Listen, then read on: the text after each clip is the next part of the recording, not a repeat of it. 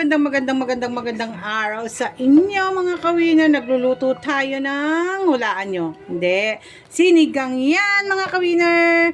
Ayan o, diba, nagpapalapot lang tayo. O, diba, mamaya-maya na yung kangkong. Ito muna, inuna ko yung carrot, yung kamatis, yung gabi, yung okra, yan. Ayan, di ba mga kawiner? Ayan na. Nagkakatas-katas na yung kamatis. Mga kawiner, maya-maya palambutin pa natin ng konti yan. At isusunod ko na dyan yung kangkong para makapagkain na kami. Yan ang aming pagkain ngayon. Yan ang aming ulam. Mga kawiner, kayo anong ulam ninyo? O, diba? Dahil nag-uulan, ayan ang ating ulam, makapaghigop-higop ng ating sabaw, mga kawiner.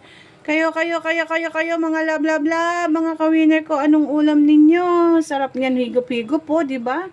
O, diba? Maasim. Dalawang balot ng powder. Yung malaki, pinakamalaki. Oh, ayan. Ito, sinigang with gabi, 'di ba? Dalawang ganyan na malaki. Ipakuluan pa natin ng konti yan para lumapot-lapot pa siya. Dahil yung gabi ay lagkitan siya, masarap yan mga kawiner. O maya-maya yung kangkong na isusunod ko dyan. Pinalalambot na lang ng gusto yung mga gulay na yan at saka yung baboy na yan dahil yung taba niyan ay masarap.